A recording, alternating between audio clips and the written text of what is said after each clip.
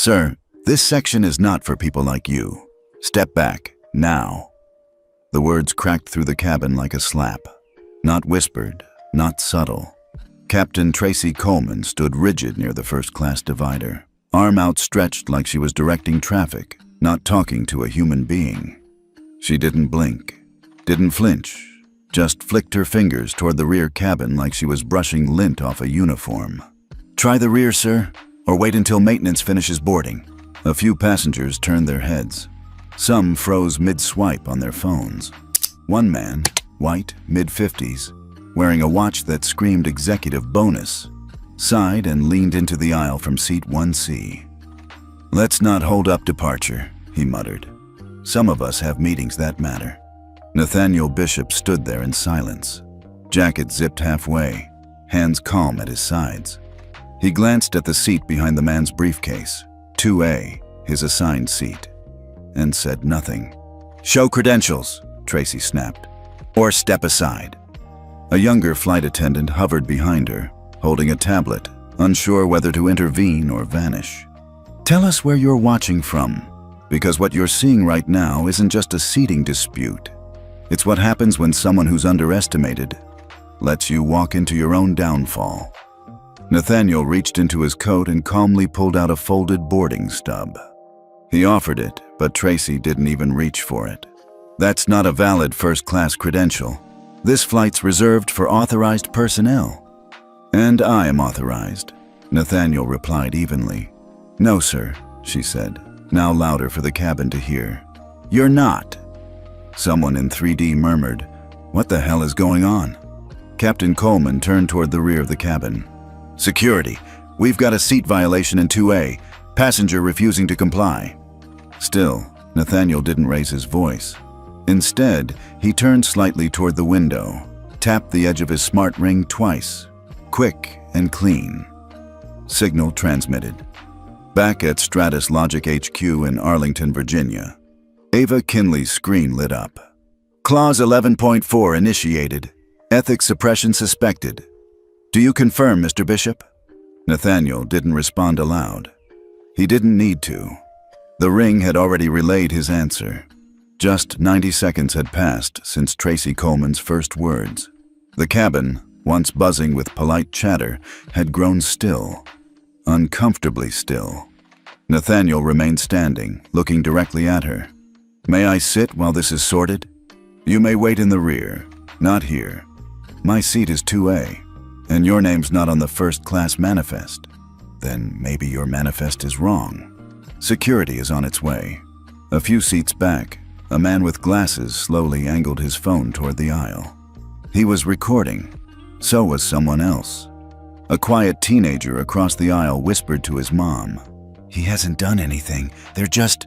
"Shh." Daniel J., seated in 3C, knew a story when he saw one. He wasn't just a passenger.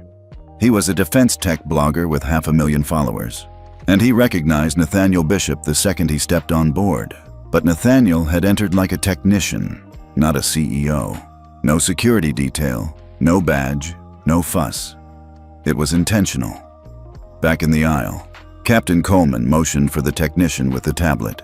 "Flag this seat unauthorized. Reset manifest." "But ma'am, Now." The tech hesitated, tapped, and within seconds, seat 2A was marked vacant. The cabin screen above row 1 flickered to reflect the change.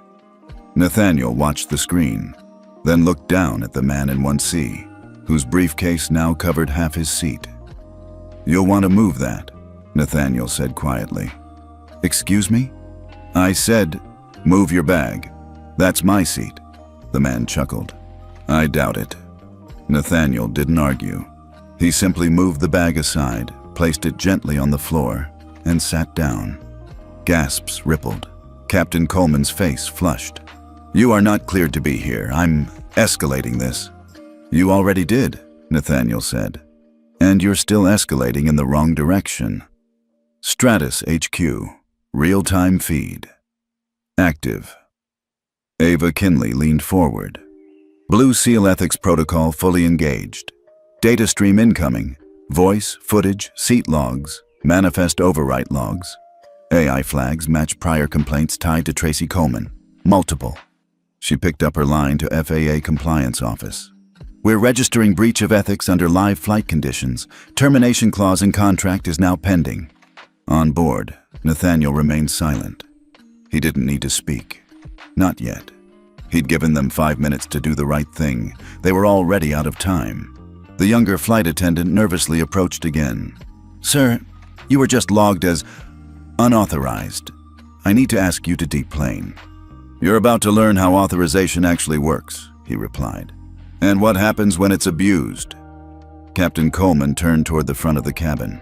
First Officer Spencer, initiate seat removal protocol. Let's keep this aircraft on schedule. Moments later, Spencer stormed down the aisle, puffed up with authority. Sir, step out of the seat, now, or I'll call security. You already did. You don't understand. No, Nathaniel cut in calmly. You don't. Then, as casually as checking a message, Nathaniel tapped his ring a third time. Protocol escalation authorized. FAA contract pending suspension. In real time, FAA systems received the notice from Stratus Logic Systems. Effective immediately, all technical validation services provided by Stratus Logic to FAA and affiliated charter carriers are suspended pending ethics compliance review. A soft alert beeped on the cabin's front screen. Breaking. FAA contract suspended mid-flight over ethics violation. Developing. Daniel J's live tweet had just crossed 87K views. Back in seat 3C, he whispered, He's not just a CEO. He's the one who built the system, and now he's testing it. Captain, you need to see this. First Officer Mark Spencer leaned out of the cockpit, holding a tablet that was no longer just showing flight maps and crew assignments. On the screen, blinking in sharp white text over a dark blue interface, was a message. Notice. Contract suspension executed Stratus Logic. Systems has terminated FAA validation services for this flight, and its operator effective immediately. Awaiting ethics remediation confirmation. Captain Tracy Coleman stared at it like she didn't understand English. This can't be real. Mark looked shaken. He was always cocky in the cockpit, always the guy who joked too loud and walked like turbulence couldn't touch him. But now, his voice lowered. He filed it. From the cabin. From his seat. Filed what? Tracy hissed. The ethics clause. It's real, and it's been sent to FAA command. For a moment, the two of them stood there, staring at the glowing screen like it might blink and take it all back. It didn't. Back in seat 2A, Nathaniel Bishop remained calm, still in the same posture, still watching, still silent. But things around him were no longer quiet. Passengers were whispering now, clearly, not pretending anymore. Did you see the alert? That was FAA. Wait, he's Stratus? Like, Stratus? One woman near the back pulled up a website and gasped. Oh my God, he is. He owns the company that certifies these flights. The businessman from seat 1C, the one who'd moved his briefcase back over Nathaniel's spot just 10 minutes earlier, was now shrinking into himself. He was scrolling his phone, fast, panicked. He had Googled Nathaniel Bishop, and he wasn't liking what he found. Meanwhile, back at Stratus HQ, Ava Kinley didn't blink as another message hit her screen. FAA acknowledgement received. Deputy Director has requested live access to Blue Seal data stream. She activated the link. 2 clicks later, every camera on board the aircraft, from the boarding gate to the cabin to the cockpit, was now under federal ethics monitoring. The charter operator's legal office had already been CC'd, so had the Department of Transportation. Ava spoke softly into her mic. Mr. Bishop, full external visibility is live. FAA is monitoring the feed. You're clear to proceed. Captain Coleman walked back toward Nathaniel, posture stiff. She stopped 2 feet from his seat, the same seat she'd tried to take from him a few minutes earlier. Sir, she said, voice tight, we are resolving this with the FAA, but you should know creating false disruptions is grounds for being permanently blacklisted from government-certified flights. Nathaniel slowly raised his head. What you call a disruption, he said, is actually accountability. You've profiled a passenger based on appearance. You denied my identity without confirmation. And then you erased my name from a manifest your own crew didn't check. Sir, and now, he added, the entire oversight system is watching, including your superiors. Captain Coleman went pale, just slightly, enough that even the passengers noticed. A young man in 2D leaned forward. Excuse me, but are you the one behind Blue Seal? Nathaniel turned and nodded. Yes. And this is what it's for? This, Nathaniel said softly, is exactly what it's for. Daniel J., still recording from 3C, posted a new update. Breaking. Man profiled on federal charter flight turns out to be the CEO of the system that certifies it. FAA contract suspended in real time. Blue Seal protocol initiated. Hatch Airline Ethics, Nathaniel Bishop. Within 5 minutes, the post passed 300,000 views. Up in the front galley, Mark Spencer tried to recover some ground. We can still fix this, he muttered to Coleman. File a compliance note. Say the system glitched. But the tablet in his hand blinked again. Warning. Audit loop locked. Data immutable. FAA mirror is live. Their screen recording. Ava's voice echoed through the flight deck speaker. In real time. In Washington, D.C., an FAA spokesperson was now on the phone with press, declining to comment but confirming an active audit event is underway. Stratus Logic posted a simple statement. We do not certify silence, we certify truth. Blue Seal ethics has been triggered, we stand with integrity. Back in the air, Nathaniel remained in his seat as the ripple effect continued to unfold. Passengers began speaking freely now.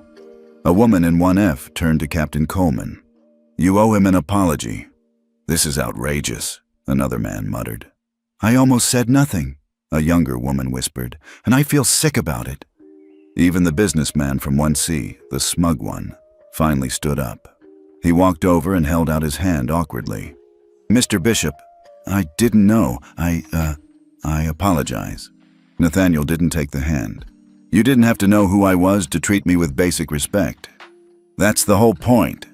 At that exact moment, Ava Kinley received a ping from the FAA Deputy Director. Request. Immediate clarification on Blue Seal charter terms. Scope. Nationwide. Enforcement. Pending. She blinked, then smiled. This wasn't just one flight anymore. Back on board, Daniel J. posted his most explosive update yet. Update. FAA reviewing Blue Seal ethics charter for federal rollout. 5 major airlines on standby. Industry-wide change incoming. Blue Seal. Passenger dignity. This changes everything. Captain Coleman turned to Mark. We're not flying this plane, are we? Mark sat down heavily in the cockpit chair.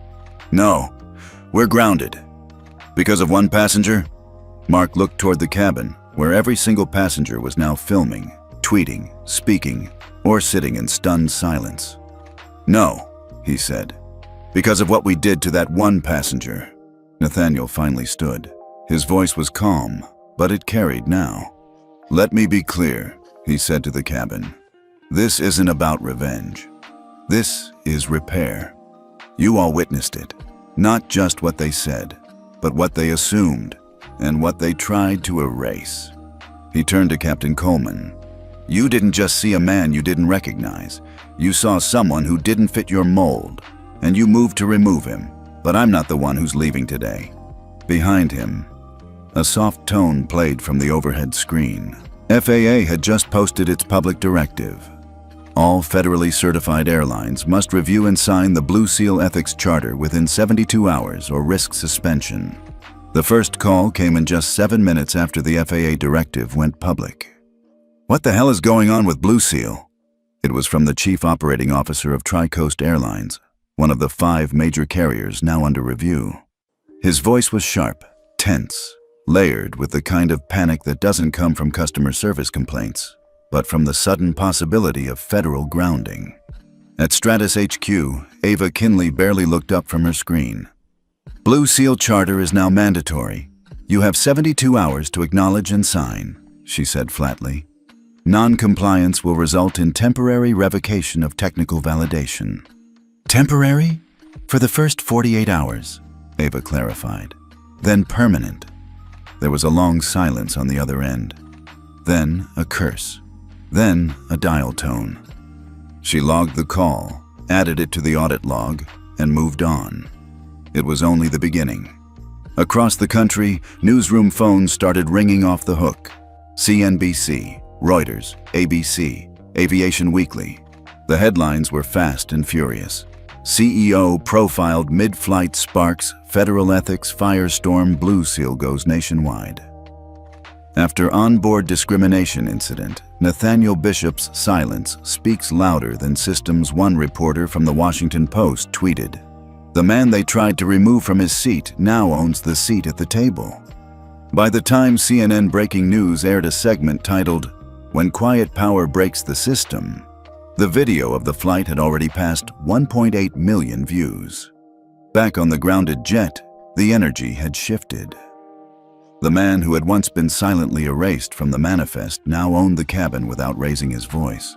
Passengers were standing, not to protest but to support. One woman, white, mid-60s, stood in the aisle and said to the crew, "I've flown for 40 years. I've never seen anything this ugly or this honest." Another, a young black engineer named Tyrell Hammond, approached Nathaniel. "Sir, I work in aerospace. I used to think no one was watching, but you just made the system watch itself." Nathaniel offered a quiet nod. That was enough. Inside the cockpit, Mark Spencer was pacing. "We're screwed, Tracy. The FAA just linked to the flight log. They're mirroring our own crew inputs in real time." Tracy Coleman sat still, jaw clenched. "He planned this," she muttered. "He baited us." Mark shook his head. "No, he tested us. We failed." And then came the message that sealed it. Blue Seal protocol violation confirmed. Crew suspension advised. Mark slumped into the pilot's seat. "We're not flying this plane today. Hell, we may never fly again." Meanwhile, back at Stratus HQ, the pressure mounted. Requests were pouring in from Airlines. North Continental. "Can we negotiate terms?" Emirasphere. "Do we have to share our crew history?" Sky Nova. "Our legal team wants to review Clause 6.2 on race-based profiling logs." Ava's reply to all three? Blue Seal isn't optional. It's not just a protocol. It's the new altitude for ethics in DC.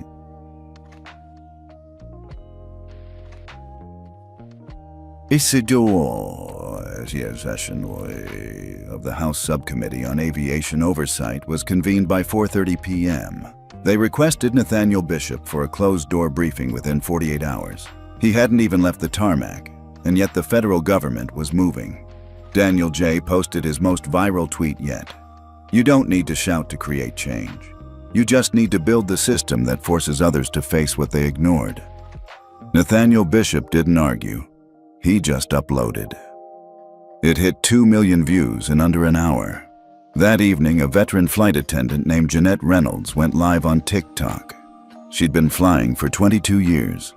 White, Midwest accent, straight talker. We've all seen it. We've all heard it. The microaggressions, the assumption games. They don't look first class. Did they really pay for that seat? And yeah, I've said nothing too many times, but not today. Today I saw a man take all that ugliness and burn it down with one button. FAA ain't leading this change. He is. Back in the cabin, as the cleanup team prepped to escort Tracy, Mark, and the senior crew off the aircraft for suspension, no one clapped. That was the most damning silence of all. Even the crew who had once stood behind Tracy had now taken seats, in the back. Emma, the junior attendant, quietly walked up to Nathaniel. "Sir," she said, voice cracking, I knew what was happening wasn't right, but I froze. I'm sorry." Nathaniel looked at her, then said simply, "Then, next time, unfreeze." She nodded, tears in her eyes. As Nathaniel finally stood to deplane, Blue Seal began flashing updates on cabin monitors. Compliance confirmed. Tri-Coast Airlines, Amorosphere, North Continental, remaining, Sky Nova, Aerolink. Ava's voice pinged his earpiece. 3 down, 2 to go. FAA just published the full charter publicly. It's trending globally. You ready for DC?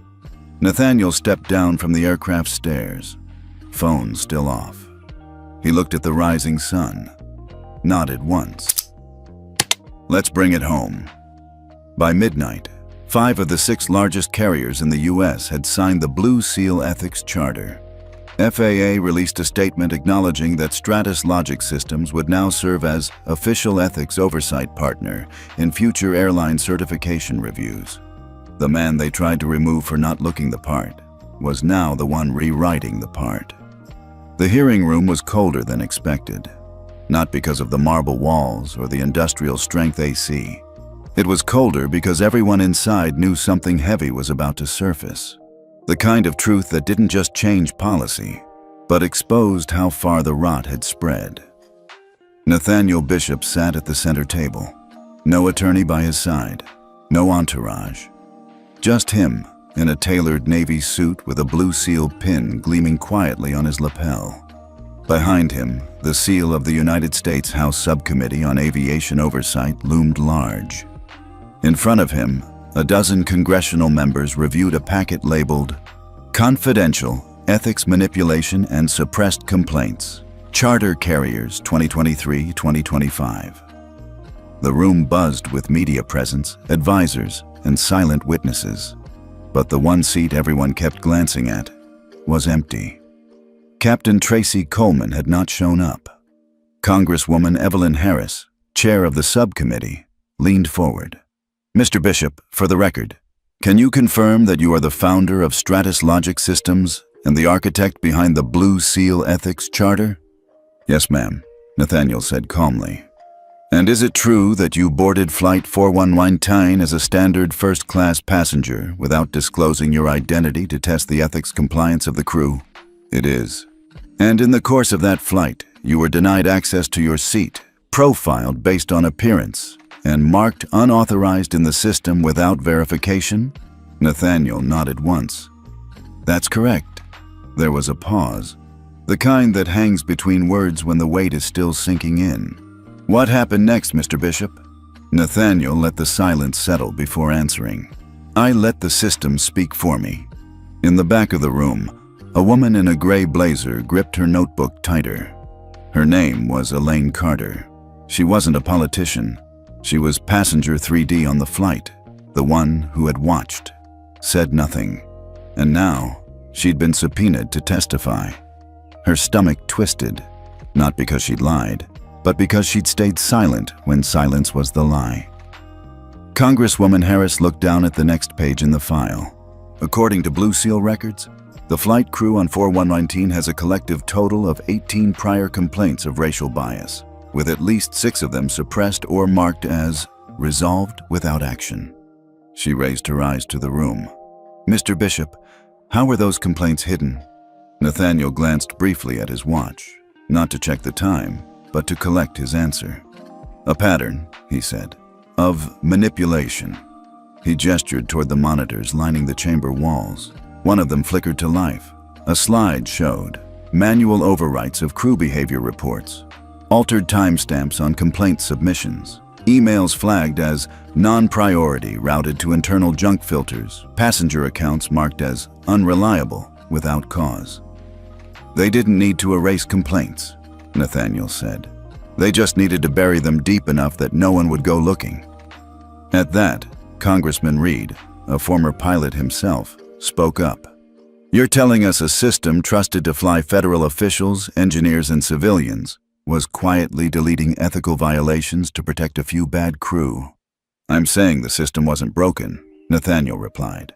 It was working exactly how it was designed to protect the comfortable and discredit the uncomfortable. A soft murmur moved through the room. At the edge of the chamber, Emma Walsh, the junior flight attendant from Flight 4119, sat stiffly in the witness waiting area. She'd received her subpoena 2 days prior, and she had a choice to make. Protect the crew or tell the truth. She didn't look up when her name was called, but she stood, and walked. Under oath, Emma's voice shook. "I didn't log the override," she said. "But I saw it happen. Mark, First Officer Spencer, told the technician to flag Mr. Bishop as unauthorized before he was even scanned. Captain Coleman never checked his ID. She just assumed." Congresswoman Harris frowned. "And did you report what you witnessed?" Emma hesitated. "No, I was afraid. I was new, and I didn't want to be next." From the gallery, Elaine Carter closed her eyes. She remembered that moment on the plane, how she'd watched Emma freeze, how she'd told her own husband, "He hasn't done anything," then looked away as the crew doubled down. Now, she couldn't look away anymore. Elaine took the stand.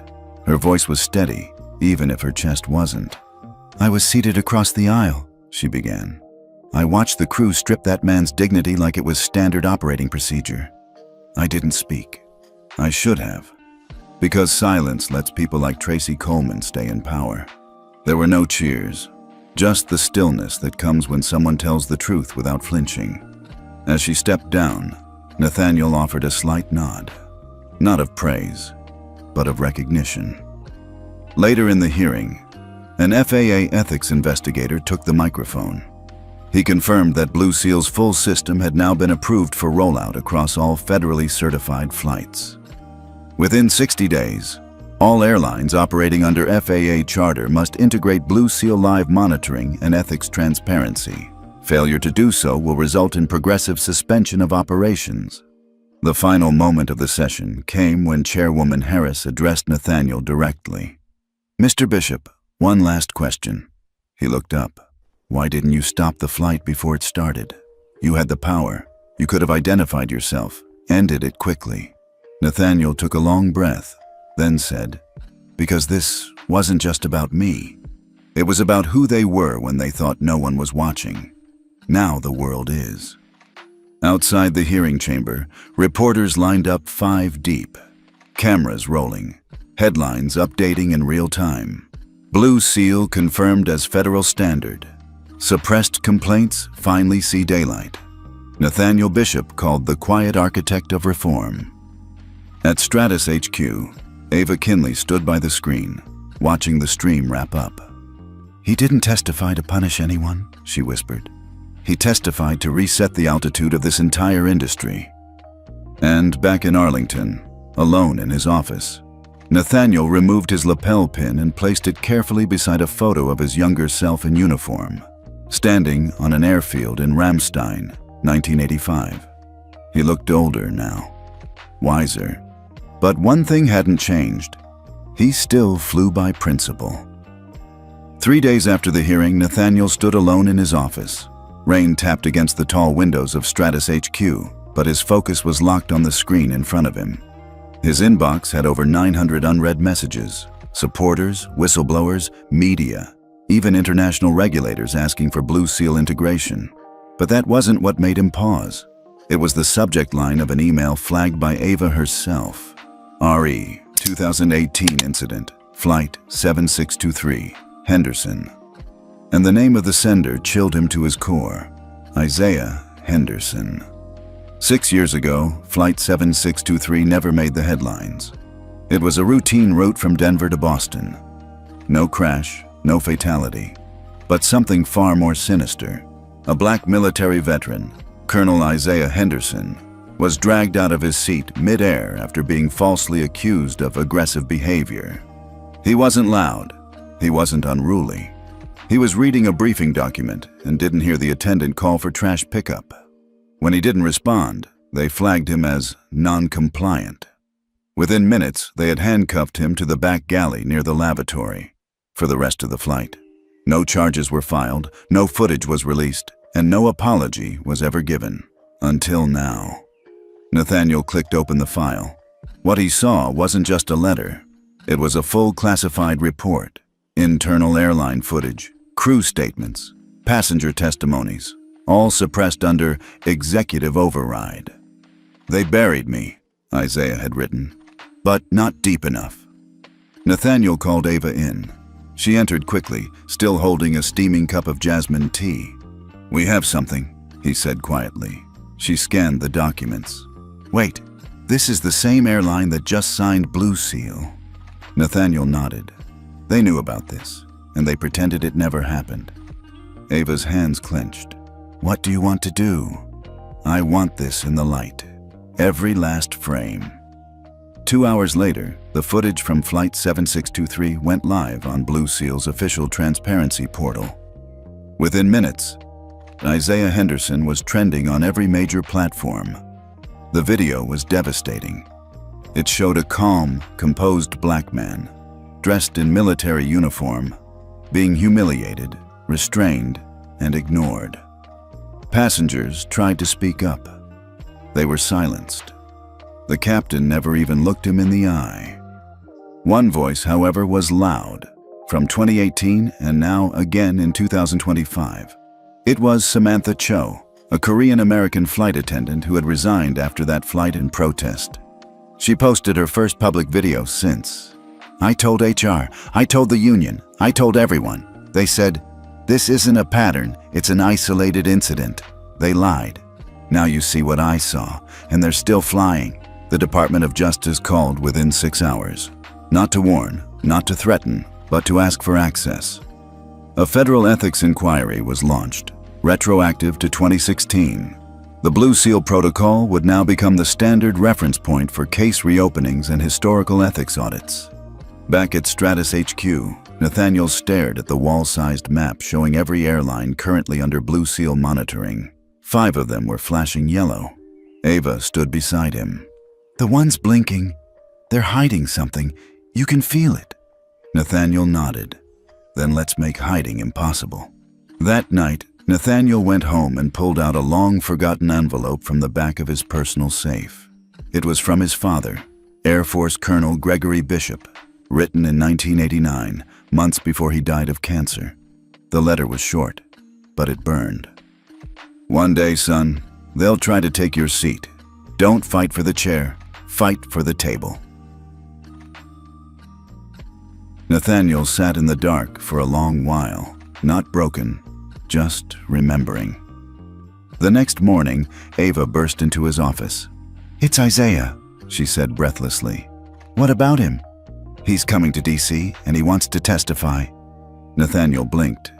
They silenced him for 6 years. Now they'll have to hear every word. Within 24 hours, the FAA scheduled an emergency ethics tribunal, not just to address Flight 7623, but to audit every case involving executive overrides since 2015. And leading the panel, Chairwoman Harris. Meanwhile, passengers who had been on Flight 7623 started stepping forward. A young lawyer who quit aviation law after that flight. A school teacher who wrote a complaint and was never contacted. A retired white pilot who said he was ashamed to wear the same wings. Each voice added fuel. Not to anger, but to the fire of reckoning. And yet, even in the middle of that storm, Nathaniel remained calm. He held a single press conference, just once. And all he said was this: this isn't justice. This is gravity. What you push down will always rise.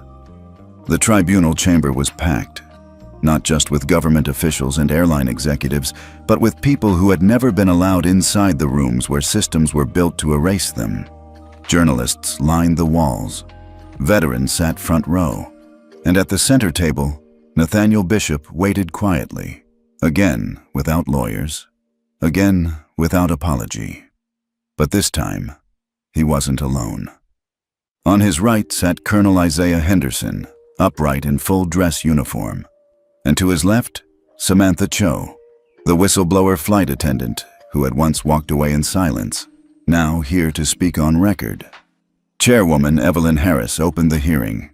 This tribunal is convened under emergency authorization to determine the scope of ethical violations and data suppression by commercial airline carriers operating under FAA charter authority. Let the truth rise, and let no one block its path. Just outside the chamber, 2 men sat nervously in a black sedan parked across the street. They weren't press. They weren't officials. They were data contractors hired by Skynova's legal team, with one mission: Purge all records flagged under Blue Seal. Wipe the server by midnight. One of them typed quickly into a secure tablet. The other watched the hearing stream nervously, until one name flashed on the screen that made both freeze. Login detected. Ava Kinley. Live trace enabled. Inside Stratus HQ's security room, Ava leaned forward over a glowing interface. "You really thought I wouldn't build a mirror channel?" she whispered. "Every override you try to trigger, I already built a countermeasure." She hit enter, and halfway across DC, the contractor's screens went dark. Not frozen, seized by federal warrant. Seconds later, both men were arrested on live footage shown via split screen in the tribunal room. Chairwoman Harris paused mid-sentence, her aide whispering the news in her ear. She looked toward Nathaniel. "Did you know this would happen?" He didn't smile. He just said, "I gave them a chance to fly straight. They chose the nosedive." The room shifted. Suddenly, the hearing wasn't just about past violations. It was about present obstruction. And Nathaniel had just exposed a new layer of corruption. Executives willing to commit felony acts to hide racial profiling data from public view. Then came the unlikeliest twist of all. The room quieted as a tall man entered from the side door. He wasn't on the list of expected speakers, but everyone knew who he was. David Remington, Chief Compliance Officer of Sky Nova. He took the witness seat, face pale but focused. "I'm here to confess," he began. "In 2022, I personally authorized the reclassification of over 47 Blue Seal incident reports as user error to maintain investor confidence before our IPO filing. Those reports included racial profiling, sexual misconduct, and at least one case of a disabled passenger being denied oxygen support on descent." A gasp swept through the room. "We didn't just look the other way," Remington continued. "We looked directly at the victims and hit delete." Chairwoman Harris leaned in. "Why are you confessing now?" Remington looked at Nathaniel. "Because the man I tried to bury just brought daylight to the whole graveyard, and I have a daughter now, and I don't want her to grow up thinking silence is safe." Nathaniel didn't nod, didn't soften. But Ava noticed the way his hand curled tighter around the Blue Seal pen in front of him. There was justice in that silence. When the hearing adjourned, the fallout was immediate. The Department of Justice launched a full-scale obstruction investigation. Sky Nova's stock dropped 18% in 6 hours. Blue Seal was upgraded from experimental charter to mandatory ethical standard for all federal aviation contracts starting next quarter. But behind the scenes, something more unexpected happened. That night, Nathaniel received a private invitation, not from a CEO, not from the FAA, but from Senator Claudia Reyes, rumored to be a front-runner for the next vice president nominee. They met in a secured conference room, no press allowed. Reyes leaned forward. "What you've done here is unprecedented," she said. "You've held an entire industry accountable. I need someone like that on the National Aviation Reform Council. I want you to lead it." Nathaniel didn't speak. Reyes added, "You won't just influence airline policy, you'll help shape how America defines fairness in the skies." Ava waited for him outside after the meeting. "So, are you going to accept?" Nathaniel looked out at the city skyline, the same skyline where he'd once been told, they don't need another black man in aviation leadership. Now they needed him to write the rules. "I'll give them an answer tomorrow," he said, but Ava could already read it in his eyes. That night, back at home, Nathaniel received a text. It was from Isaiah Henderson, just 5 words. They finally heard the truth. Nathaniel stared at the screen a moment, then replied, "And they'll never unhear it." They never clapped. No headlines, no red carpets, no ticker tape parades. When a black man forces 5 major airlines to publicly admit they ignored racial profiling, you don't get applause. You get a target on your back. It started quietly. 2 speaking engagements Nathaniel had confirmed suddenly got rescheduled. Then 3 industry roundtables dropped his name from the panel list. An email thread leaked showing aviation lobbyists calling him a reputational risk to commercial partnerships. But the real punch came on a Tuesday morning. Ava was the first to see it. "Nate," she said, standing frozen outside his glass-walled office. "You need to read this." She handed him a printed email thread marked, FRIE, Ethics, Compliance, Interference, Internal Contingency Strategy. From Keller Group Aviation PAC. To Select Congressional Staff. Confidential. The memo outlined a quiet plan to defund the Blue Seal Charter through strategic legal delays and behind-the-scenes lobbying. One sentence stood out. "If Bishop continues to obstruct standard industry practice, we'll force his name to be synonymous with delays, not solutions." Nathaniel didn't flinch. He'd seen this move before. "When they can't discredit the system," he muttered, "they try to smear the man who built it." That afternoon, he called a closed-door meeting with Ava and his core legal team. He spoke plainly. "They're going to make this political," he said. "They're going to spin Blue Seal as overreach. Say it's anti-business, anti-freedom, anti-choice." "So, what's our move?" Ava asked. "We don't play defense," Nathaniel said. "We go deeper." The team pulled out case files. One by one, they cross-referenced every airline still dragging their feet on compliance. Within 36 hours, Ava found something strange. "This can't be real," she whispered, staring at a series of contracts. "What is it?" Nathaniel asked. 3 of the top 5 non-compliant carriers are being insured under an umbrella coverage deal that predates the Blue Seal Protocol. She zoomed in on the fine print. "And guess who owns the reinsurer?" She tapped the screen. "Keller Holdings." Nathaniel exhaled slowly. "So they're not just lobbying against us. They're betting against accountability, while ensuring the very airlines that fail ethics audits. They don't want Blue Seal shut down," Ava said grimly. "They want it crippled so it looks weak, so they can say it failed." Nathaniel stood. "Then it's time we show them what failure really looks like." That night, under a different name, Ava uploaded an internal report to an anonymous tip line connected to the Senate's Ethics Oversight portal. The report laid bare the direct financial entanglements between aviation lobbying firms and the insurance networks covering high-violation airlines. She didn't sign it. She didn't need to. It was too precise not to be real. But the next day, Ava received an encrypted message through her secure line. "We know what you did. Stay in your lane, or you'll never work again." She showed it to Nathaniel. He read it once, then twice. And without speaking, he turned off his phone, opened a drawer, and pulled out an old device. One he hadn't used in over a decade. A military-grade communicator, back from his classified systems engineering days. "We're switching to blackout mode," he said. "No email, no shared drives, no assumptions."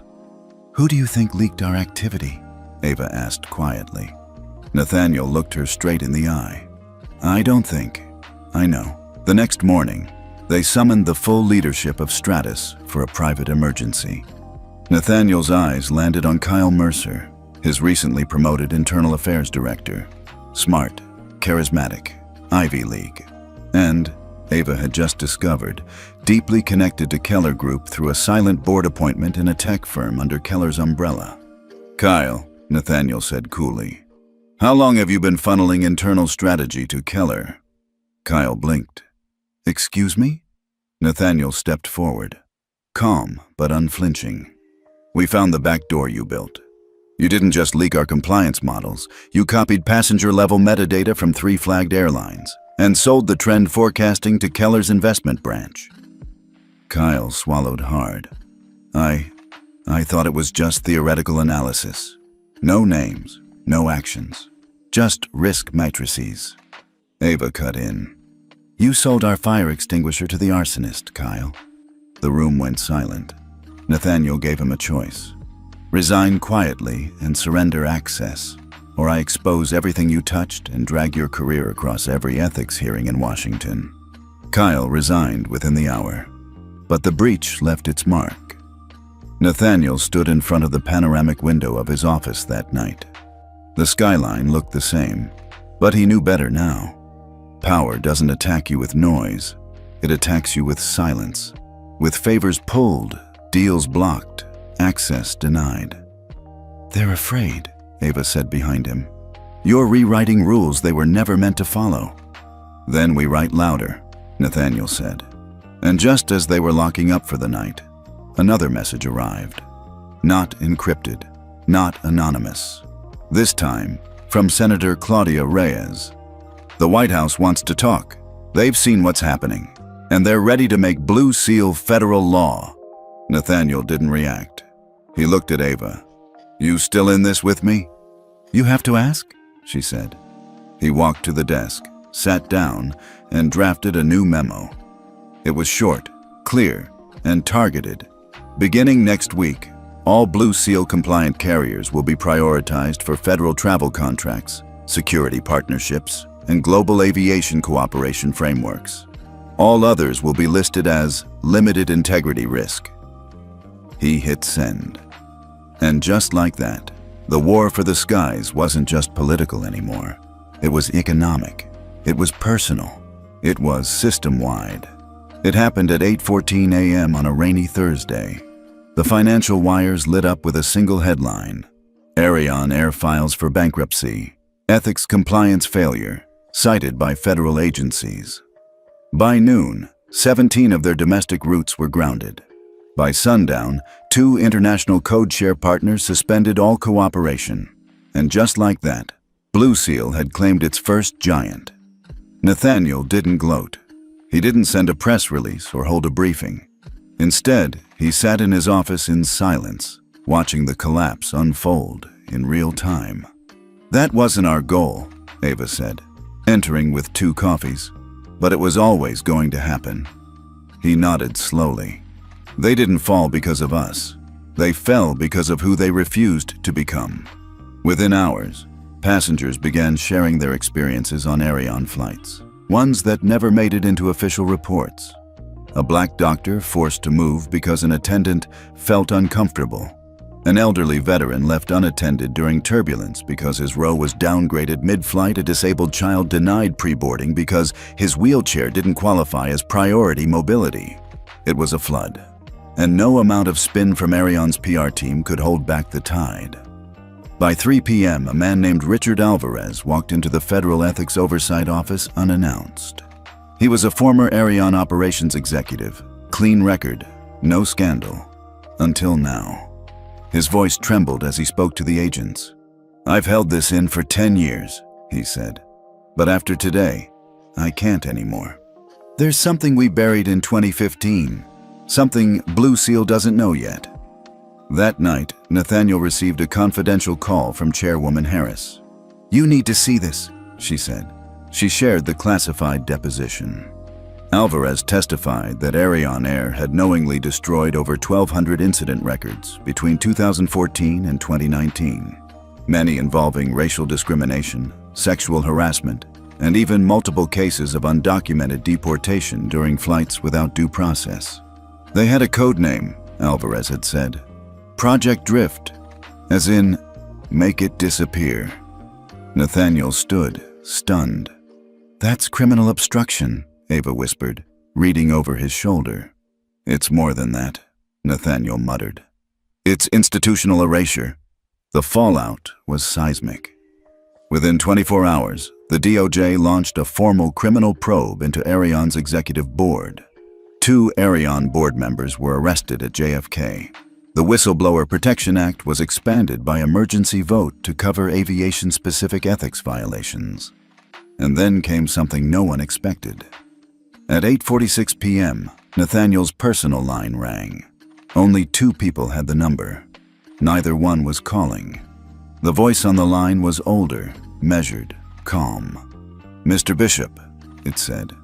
My name is Dr. Anita Voss. I head the ethics division for the World Public Health Alliance.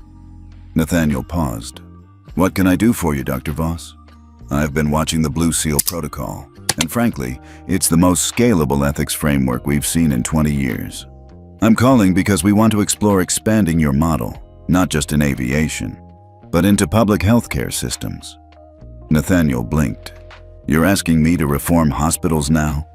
Dr. Voss chuckled.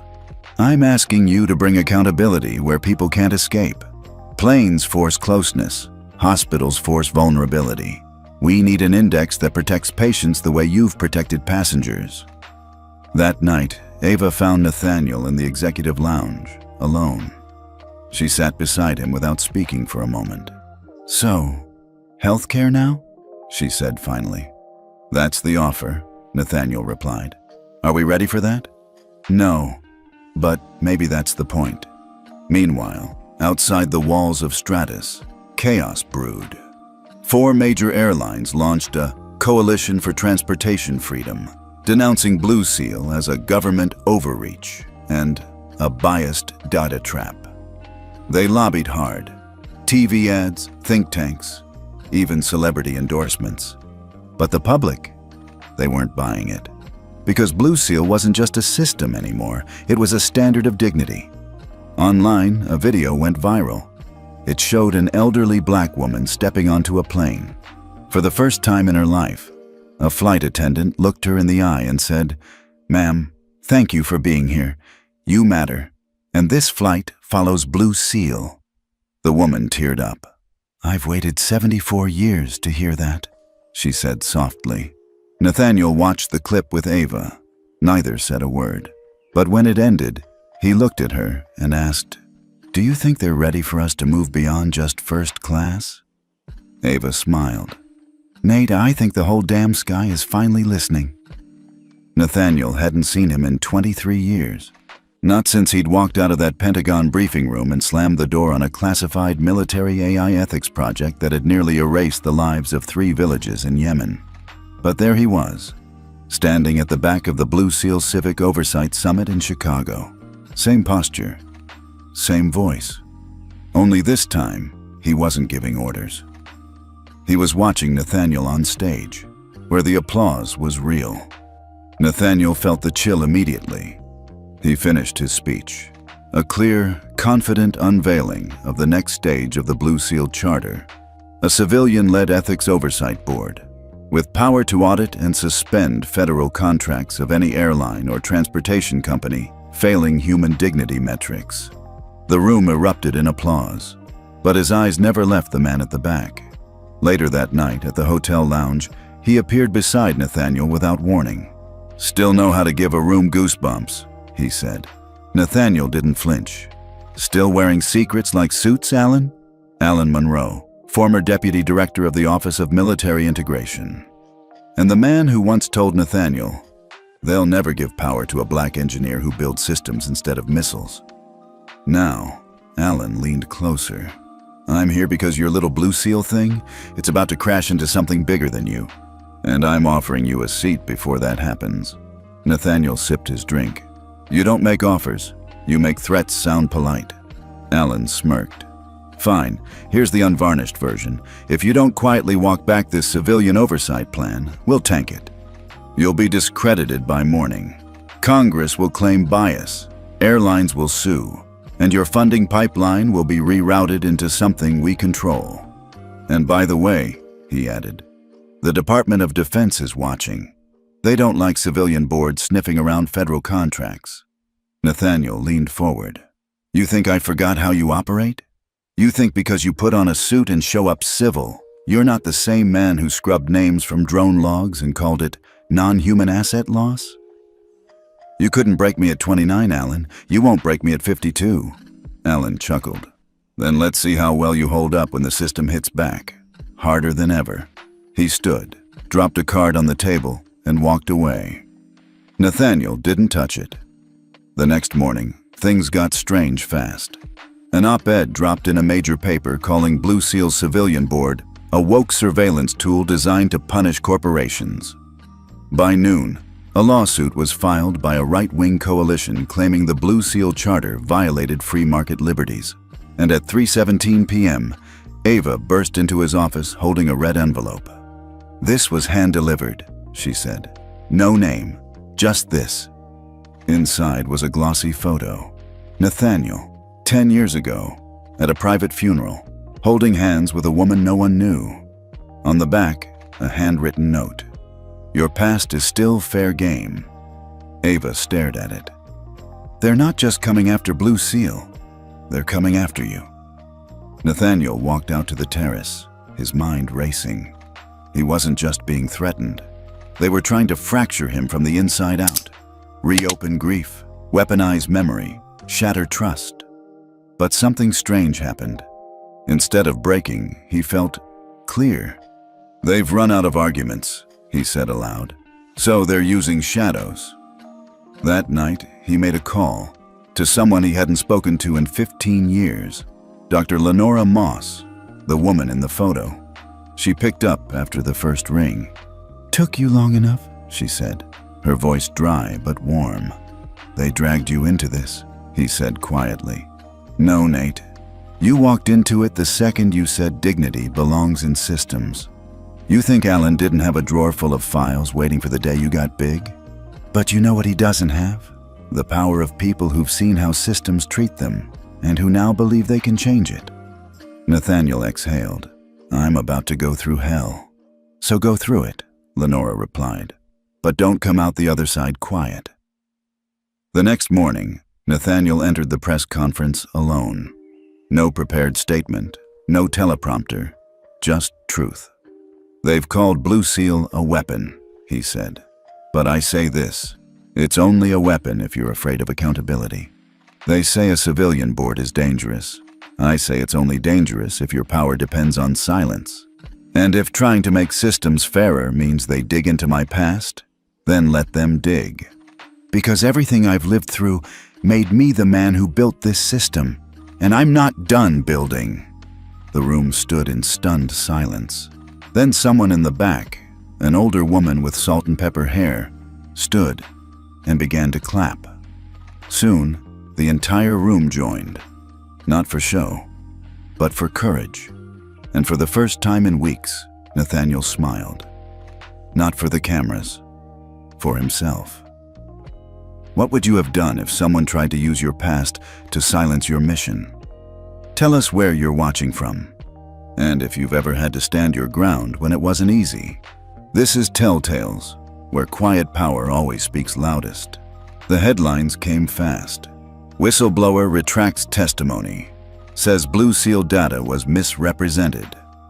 Ava Kinley under review for conflict of interest.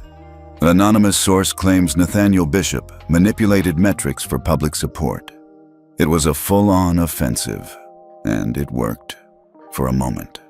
Within 48 hours, 3 senators called for a freeze on Blue Seal's expansion. Corporate backers started to pull ad revenue from supporting media. And the morning news cycle was led with a carefully chosen phrase: "Is Blue Seal more about revenge than reform?" Nathaniel sat in silence, watching the broadcast. He didn't blink, but Ava could tell something was different in his eyes. "You knew they'd come?" she said softly. He nodded. "I just didn't think one of our own would hand them the sword." It came from Darren West, Blue Seal's former chief systems architect, and Nathaniel's most trusted technical ally. He had testified in favor of Blue Seal before the ethics committee, had dined in Nathaniel's home, had once said, "If you fall, I fall with you." Now, Darren was on a live interview saying the opposite. "I respect Nathaniel," Darren said to the camera, "but the system's gotten too political. It's not about fairness anymore, it's about control. And I won't be part of a framework that punishes based on optics." Ava slammed her laptop shut. "They got to him." Nathaniel didn't respond right away. He just looked out the window at the dusk skyline. Maybe they offered him something. Or maybe he always needed the room to love him. Either way, I can't chase that betrayal. I've got bigger skies to protect. The next blow came from the Office of Contracting Integrity. An internal audit claimed Blue Seal's ethics scoring model lacked sufficient external validation and suspended all future federal integration until further notice. It was a tactical chokehold. No new airlines could join the system. Existing partners were left in limbo. And in private circles, CEOs started whispering what they'd never dared before. What if we just waited for Blue Seal to collapse? But that night, something shifted. An encrypted message came through Ava's secure comms server. Subject line: ICAO request. Urgent response needed. She read it 3 times before knocking on Nathaniel's door. "You're going to want to see this." Inside the message was an official invitation. The International Civil Aviation Organization, ICAO, a United Nations specialized agency, wanted Nathaniel to present Blue Seal at the Global Aviation Governance Forum in Geneva. "Your framework represents the most credible ethics standard proposed since 1982, the message read. "We believe Blue Seal could be the foundation for a new international certification model. We ask that you present as a candidate for global adoption." Nathaniel read the message twice, then again. Ava watched him carefully.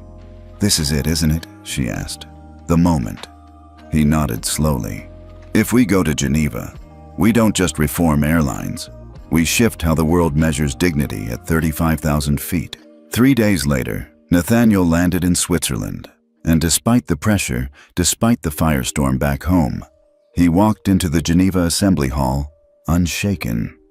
The room was a tapestry of nations, 193 delegates, some skeptical, some silent, but all watching. He stepped to the podium. "I'm not here to sell software," he began. "I'm here because I was once told people like you don't belong in first class, not even in the cockpit of systems. Well, I didn't listen, and neither should you. Blue Seal is not a punishment model. It is a mirror. It shows us who we are at our worst, so we can choose to be better. It doesn't care about your rank, your accent, your seat number. It only cares if you treated someone like they were human." Then he paused and added, "And if that's controversial, maybe the controversy is the mirror, not the method." The room was still. Then, slowly, applause. Not thunderous, but sincere. By day's end, 42 countries had signed a resolution in support of further Blue Seal review. Within a week, 15 international carriers requested pilot integration, and Nathaniel was asked to join the Global Aviation Reform Board as a civilian advisor, the first American and the first black civilian ever offered the seat. Back in the US, the narrative began to crack. The whistleblower who had recanted came forward again, this time under oath, and admitted they'd been pressured by outside legal threats from a private firm with ties to Airlines' dissolved board. The lawsuit quietly dropped. Senators who had attacked Blue Seal, now facing donor exposure inquiries. And Darren West? He sent a letter to the press, a retraction, a confession. "I was manipulated, and I let fear write my words." In D.C., Chairwoman Harris called Nathaniel personally. "You walked through the fire and brought something back," she said. "Not revenge, not headlines, a new flight path." Later that night, Ava found Nathaniel in the hangar overlooking the Potomac. He stood beside the very plane he'd been denied entry to nearly a year ago. "You think they'll ever stop trying to shut it down?" she asked. Nathaniel smiled softly. "I don't care. Because they can't shut down what's already flying free." It didn't start with a press release, or a televised apology, or some flashy headline declaring victory. It started quietly, with a notice. A 4-line bulletin from the Federal Aviation Administration. "Effective immediately, Blue Seal Ethics Charter shall be recognized as a primary framework for aviation conduct certification. All U.S.-based airlines seeking federal approval must implement the Passenger Fairness Index within 12 months. Non-compliant carriers will face license review and operational audit. This decision is non-negotiable." When Ava read it aloud in the office, no one said anything. Not for a full 30 seconds. Then one of the analysts, Maya from the ethics scoring team, just let out a whisper. They blinked. Nathaniel didn't smile. He just nodded once. No more hiding behind policy loopholes. If they want to fly, they fly fair. That same afternoon, a ripple moved through the aviation world. ICAO sent an internal circular to 193 nations. recommending that the Passenger Fairness Index be adopted as a baseline standard for all international carriers seeking safety and ethics certification. By week's end, 76 countries signed the Preliminary Compliance Pact. Then came Skynova's boardroom leak. An internal call recorded between CEO Patrick Langston and his legal counsel surfaced. "This Blue Seal compliance thing will bankrupt us if we don't clean house." And that video? From last year, the one where Langston told the flight crew to remove that black exec from first class. Yeah, it's circulating again. The next day, Langston resigned. Not for personal reasons, but for irreconcilable violations of ethical leadership. His face was on every screen, and for the first time, headlines didn't call it a scandal. They called it a reckoning. At the Blue Seal HQ in DC, the mood was different. It wasn't triumphant. It was steady, grounded. Ava brought in the updated world map. Every country that had signed, every airline in compliance, and one small plaque she printed, from Seat 3C to Global Standard. Nathaniel looked at it, but said nothing. Instead, he looked out the window. The world had shifted, but the question remained. Now what? A week later, he stood in front of the full Blue Seal board. The room was filled with leaders, developers, former victims turned policy advisors, and representatives from 11 different countries. He cleared his throat. "We built a system they couldn't ignore, and we did it without rage, without revenge, without spectacle. But it was never about me. It was about the next passenger who doesn't get dragged from a seat because they don't look like they belong. So, I have a proposal." I step back. Gasps. Even Ava's pen slipped out of her hand. "Wait, you're leaving?" she asked. Nathaniel smiled. "Not leaving, shifting. I'll move into a global advisory role. Blue Seal should be led by the people it protects, not just the man who designed the rules. It needs to outlive me, not revolve around me." There was silence, then applause. And not polite applause. Real, heavy, emotional applause. The kind that said, "We don't want to let go, but we respect that you know when it's time." That evening, Nathaniel sat alone on the same plane where it all began. Seat 3C. It had been restored to its original place, after the airline joined Blue Seal and overhauled its entire crew culture. The flight was empty. It wasn't taking off. It was a private walkthrough. The new CEO of the airline had offered it, as a symbolic moment of closure. Nathaniel sat down, ran his hand along the armrest. The flight attendant walked up, young, nervous.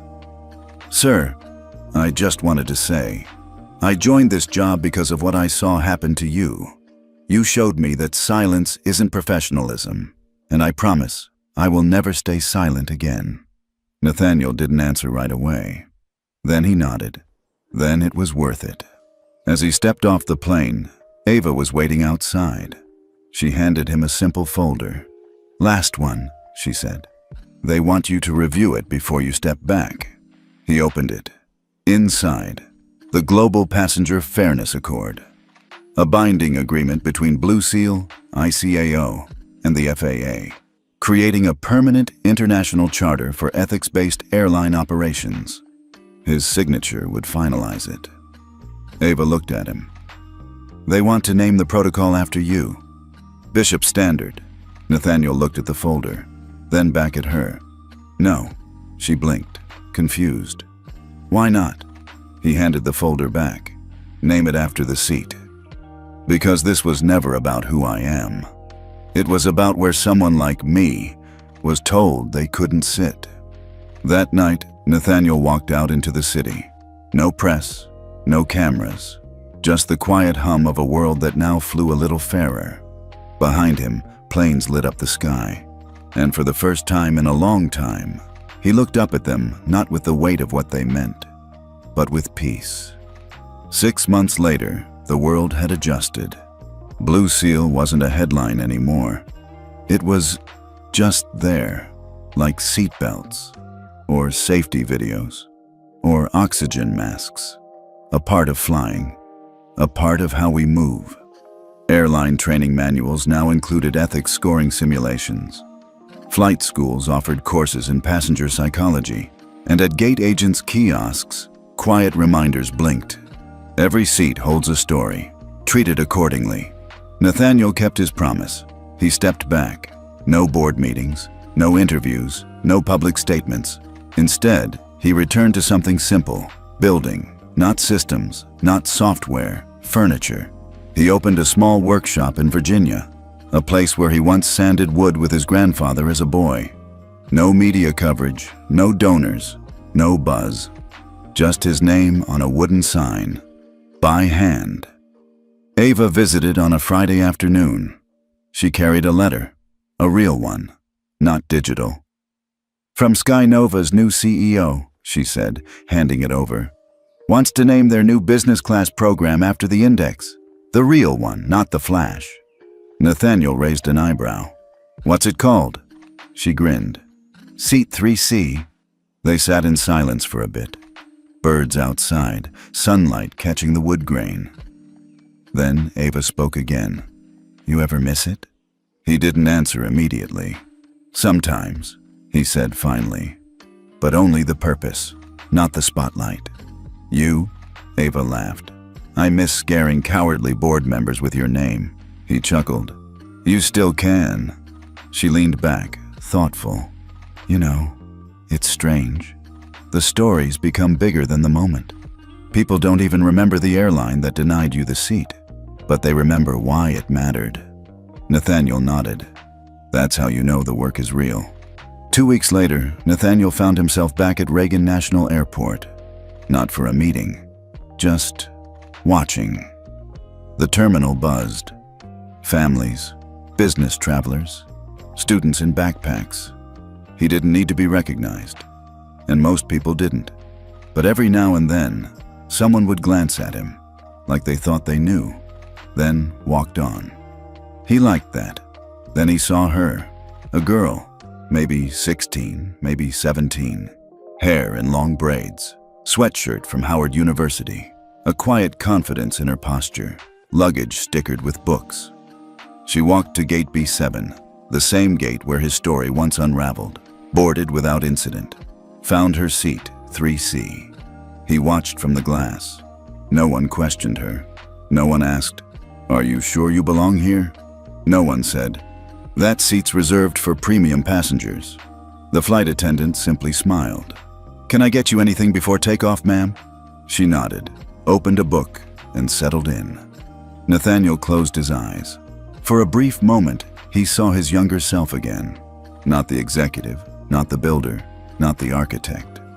Just a man in a seat, hoping no one would make him prove his worth to sit there. He turned to walk away, but paused, then pulled out a pen from his coat. On the back of a napkin, he scribbled a short note. Walked to the gate agent, a young man with kind eyes, and handed it over. "Would you mind giving this to the young woman in 3C?" The agent blinked, looked at the note. No signature, just one line. "Don't let anyone make you earn what you already deserve." Nathaniel left the airport before the plane took off. He didn't stay for the reactions, didn't check if the girl read the note. Didn't need to, because the point wasn't the applause. It was the silence, the new normal, the absence of resistance. He stepped outside. The late afternoon light washed over the tarmac. Planes ascended, descended, carried lives, stories, quiet victories.